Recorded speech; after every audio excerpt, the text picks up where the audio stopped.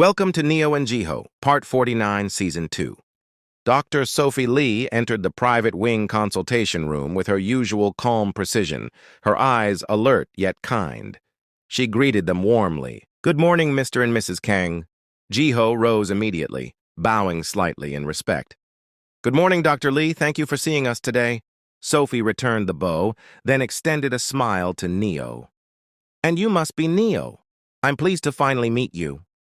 Neo smiled back, her hand brushing against the soft curve of her belly. "I am. I specifically asked for you, Doctor. I knew you were the right choice." Sophie inclined her head, professional but warm. "Let's make sure we give you the clarity you came for today." Neo eased herself onto the examination bed, Jiho taking his place at her side. His hand closed around hers, steady and protective. Sophie prepared the ultrasound probe with a practiced efficiency, speaking clearly as she worked. "You are 4.5 months along, coming up on 5 months," Sophie said. "From this stage forward, the baby's development becomes clearer. Today we'll confirm their growth, positions, heart activity, and, if possible, their sex. After today, I'll recommend checkups every 2 weeks. With twins, we maintain closer observation than with single pregnancies." Neo nodded, her excitement held in check by nerves. Jiho squeezed her hand. "Ready?" he whispered. She exhaled. "Ready." The gel touched her skin, cool against the warmth of her body. Sophie moved the probe gently, her eyes scanning the monitor. Within seconds, the soft, rhythmic sound of a heartbeat filled the room. "There we are," Sophie said. "Baby A." Neo's lips parted, her eyes flooding with relief at the sound. Jiho bent closer, his gaze locked on the screen as if he could will the image into permanence. Sophie adjusted the angle. "Baby A's heart rate is strong. Measurements are perfect. The spine is well formed, cranial structure clear. Growth matches the gestational age. Now let's look at the sex." She paused a beat, then nodded. "This one is a girl." Neo covered her mouth, laughter breaking through her breath. Tears pooled instantly. "A girl," she whispered. "Jiho, we're having a daughter." Jiho leaned down and pressed his lips to her temple. "A daughter," he echoed softly, reverently. Sophie moved the probe carefully. "Now baby B position is good. Heart rate steady, growth on track, all structures normal, and..." She froze the screen and confirmed. "This one is a boy." Neo gasped, laughing and crying all at once. "A boy and a girl?" She turned her tear-streaked face to Jiho. "Both, Jiho. We're having both." Jiho closed his eyes for a moment, overwhelmed. He kissed her cheek, then her lips, and when he pulled back, his voice shook with joy. "A son and a daughter. Both." The room filled with their laughter, their joy unrestrained. Sophie allowed them the moment, keeping her face professional, but inwardly, her heart tightened. Here sits a man celebrating the life of his children, while just down the corridor, his mother hovers at the edge of death. She steadied her expression and focused on the task at hand. When their laughter softened, Sophie wiped away the gel and set the probe aside. She sat opposite them, her tone direct but kind. Both children are thriving. Their heart rates are perfect. Growth is symmetrical. No concerns at this stage. "You've done well, Neo." Neo let out a long breath and smiled through her tears. "Thank you. I needed to hear that." Jiho still held her hand, unable to stop smiling. "Doctor, what comes next?" Sophie answered promptly. "From now until delivery, I want you to come every 2 weeks for checkups. We'll monitor growth, cord flow, and placental status closely. At around 37 weeks, we'll plan delivery." Neo's face grew serious. "Doctor, I don't want natural delivery. I know myself, I want a cesarean, planned, safe, controlled." Sophie nodded without hesitation. "That is entirely acceptable.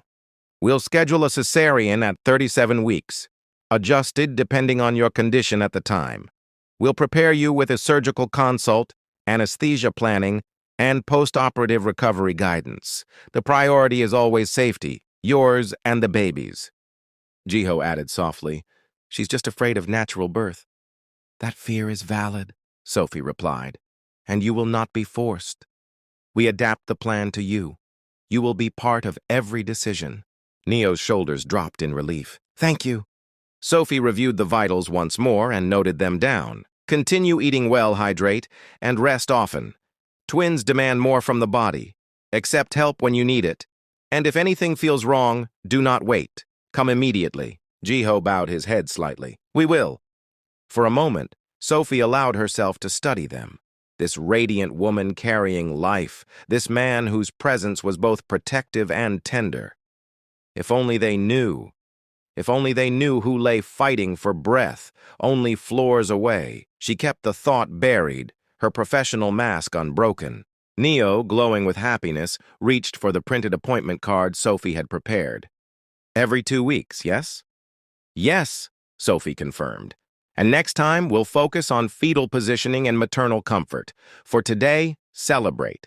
You have both a son and a daughter. It was then that Sophie's phone buzzed sharply in her pocket. She excused herself with a slight bow and turned away for a moment. The screen lit with the name King Jiho.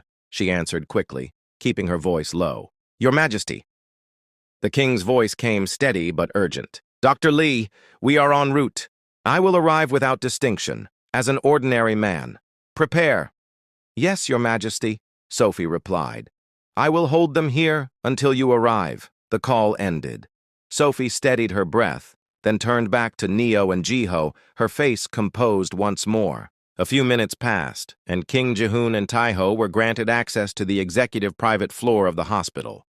Only those with Dr. Sophie Lee's clearance were permitted entry. Just as Neo was carefully tucking the appointment card into her handbag, Jiho's wristwatch pulsed with a subtle light.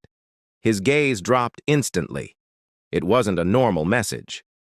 This was the silent signal he had long agreed upon with Taiho. Jiho's heart tightened. When the watch blinks, it means urgency. No games, no delay. He squeezed Neo's hand once. Love, give me a moment. His voice was calm but steady with a seriousness she recognized. Neo tilted her head. Jiho, he kissed her knuckles lightly.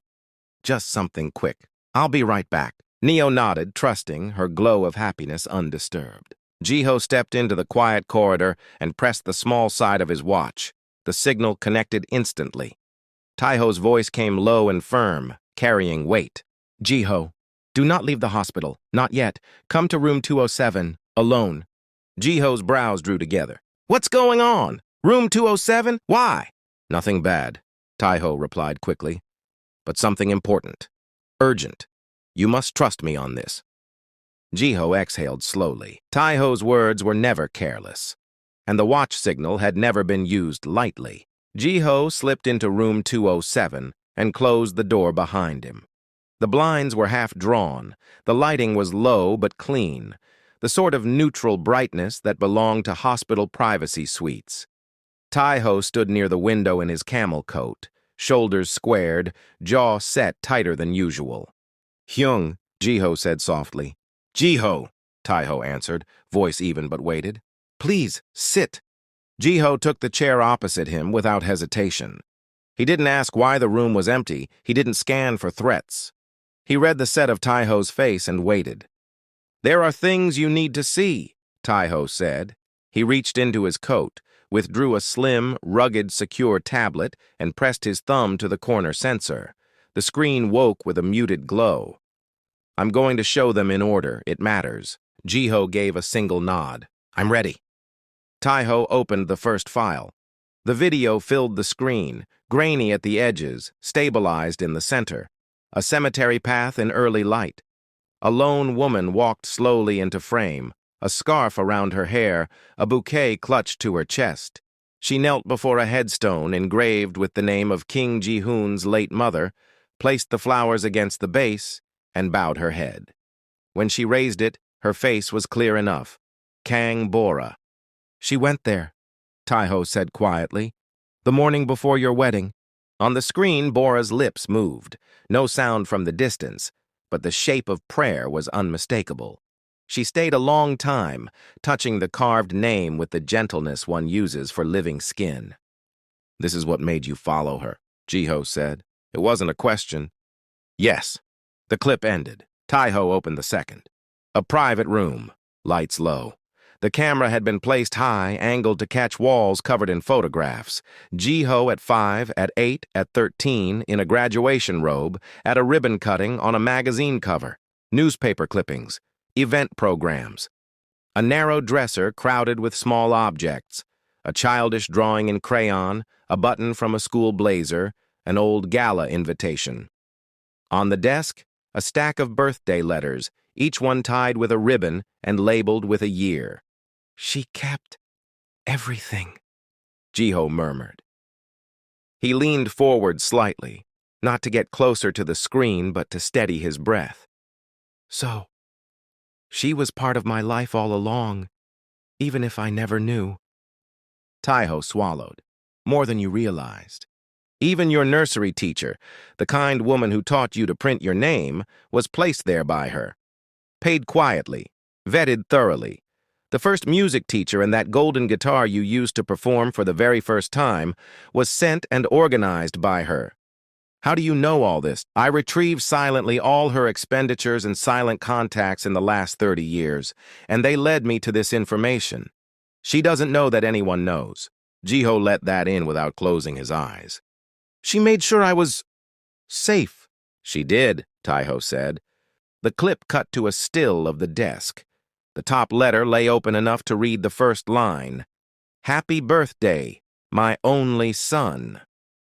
The handwriting trembled on some years, held steady on others, as if training itself not to fall apart. Third video, Jiho said, his voice roughening for the first time. He tapped. The angle shifted to catch the same room at night. Kangbora knelt on the rug, both hands wrapped around a framed photograph. This camera had audio. The mic caught the sound of someone trying not to sob and failing. Her words came low, raw. God, if you see me, let him know I loved him. I thought I was saving him from the storm. I thought time would return us. I was wrong. Give him a sign. Let me live to say one sentence to him with my own mouth. Let me tell him I never stopped being his mother. She pressed her forehead to the photo. Quiet broke, then swelled again. Jiho's hand found the arm of the chair and closed around it. He didn't look away. His voice, when it came, was gentle. She prayed for me all this time? Yes, Jiho said. He hadn't sat. He stood like a pillar forced to breathe.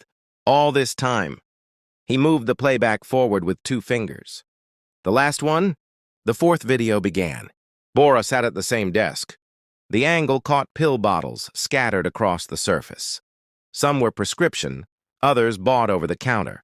She opened one, then another, emptied them into her palm.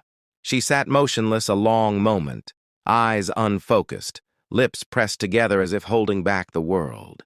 Then she lifted her hand and swallowed. Reached for water, swallowed again. Her breathing changed. She tried to stand and didn't. The glass tipped, spilled, rolled. Jiho didn't flinch. He didn't raise his voice. He spoke as if steadying a child. Why didn't you tell me sooner, Hyung? There was no accusation in it, only quiet grief. For the first time in my life, Jiho said, voice breaking, I was afraid. We saw this the night of your wedding. I was afraid it would shatter your happiness, afraid it would take your feet out from under you. So I acted and I hid it. I thought, if I could keep the fire contained until you were on safe ground. Hyung, Jiho said, and he reached out his hand across the table and set it on Jiho's forearm. You don't need to be sorry. You acted with good intentions. You did not betray me. You protected me. The words landed like water on hot metal. Jiho's shoulders jolted once. He looked away, swallowed hard, then failed to hold it. His breath broke. He lowered to one knee, then both, hands braced on the floor as if it were the only solid thing in the room. It was the first time in his adult life that he cried. I thought you would hate me, he said, not lifting his head. I thought, when you saw... Jiho stood, rounded the short distance, and pulled him up, not with force, with insistence.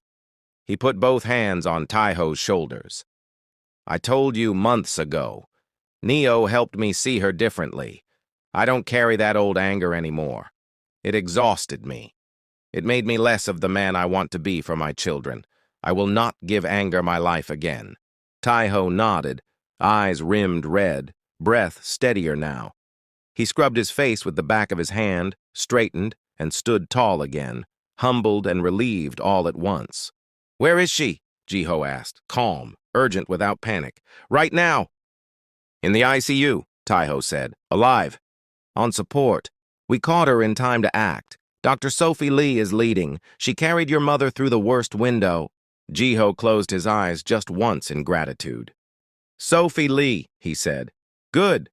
He looked at the tablet still lit on the table. The image had frozen on the second where the glass rolled. He tapped the screen gently until it went dark. "There's more," Jiho said. "You should hear it from me before you hear it from another mouth." Jiho gave him his full attention. "We confirmed it after that first video, the grave," Jiho said. "DNA, quietly. Your mother, Kong Bora, is the sister of King Jihoon's mother." Jiho absorbed it as evenly as he had the others. "Fate has a way of weaving knots we don't see," he said. "It doesn't change the present. It clarifies it." He paused, one more question rising practical and immediate. "Who made sure she was protected? Who paid for the private corridor? Who moved the doors and guards without noise?" "The king," Jiho said simply. Jiho's mouth softened. "Then I must thank him." "You can," Jiho said, and now there was something gentler in his voice. "He is here." Jiho's eyes flicked, just a fraction, toward the inner door he hadn't noticed before, the one flush with the wall, handle disguised to look like trim. The latch turned. King Jihoon stepped out from the adjoining chamber. Plain clothes, no insignia, the face that entire nations recognized made human by the deliberate stillness with which he carried it. For a heartbeat, he didn't speak. He only looked at Jiho, and what crossed his features wasn't superiority or ceremony. It was relief, and something like awe. Jiho inclined his head. Not deep, not shallow. Exactly the measure a man gives another when gratitude and respect are both real. "Your Majesty," he said, voice steady, "you saved my mother's life today." King Jihoon lifted a hand halfway to his mouth and covered it briefly, the instinct of a person surprised into feeling. He lowered it at once, regained his poise, and crossed the few steps until the space between them was respectful and close. "Mr. Kang," he said, the words low, careful, sincere. "Sophie Lee saved her. Jiho moved mountains. I only opened doors." Jiho shook his head once. "Doors are everything at the right hour." They stood like that, a triangle of men held in a quiet that didn't need to be filled. In the silence, the outlines sharpened. A son who refused anger room in his heart. A sentinel who had learned fear for the first time and been forgiven.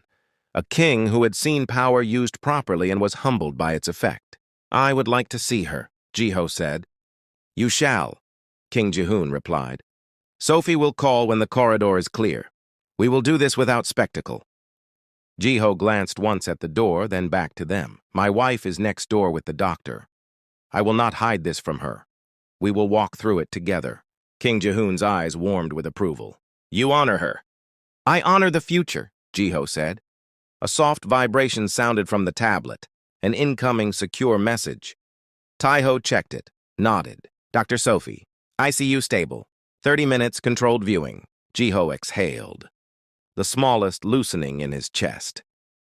He turned to Jiho and, without ceremony, pulled him into a brief, firm embrace. "Thank you," he said into his shoulder, "for everything you've done, for the risks you took, for being brave enough to be afraid." When he stepped back, he met the king's eyes. "And thank you, Your Majesty. You didn't have to, but you did." King Jihoon's reply was quiet. "Sometimes we are given a thread to hold. If we don't hold it, the cloth tears." No one spoke for several breaths. The room held their stillness the way a good vessel holds water. At last, Jiho looked at the darkened tablet, then at the door to the corridor. Jiho moved to the door, hand on the handle, then paused and looked back. He addressed them both, but his eyes rested on the king as he finished. "When this day is over," he said, "I would like to speak to you not as a petitioner or a public figure, but as a nephew, perhaps, if I may be permitted the word." The king's breath caught almost imperceptibly. "You may," he said. Jiho nodded once and left the room. calm, composed, already forming the words he would use with his wife, already bracing his heart to meet the woman who had kept his birthdays in a stack of letters and prayed over a framed photograph in a room no one saw. When the door clicked shut, Jiho let out a breath he'd been holding since dawn. He looked at the king with a look that said, "Did you see that?" Without needing language, King Jihoon lifted his hand again, the smallest private gesture of wonder. "This man," he said softly, "is indescribable, even here, even now." Not a raised voice. "Forgiveness," Jiho said, answering the question that hadn't been asked. "Turns out to be the strongest armor in the room." The king's mouth curved. Not a smile exactly, but its kin. "Then today," he said, "we fight beside the strongest man we know." The tablet pulsed again. Sophie, 27 minutes. The clock ran, but it didn't rule them. They were ready. They would use the minutes to make the next choice and the next. And when the corridor opened, they would walk it together.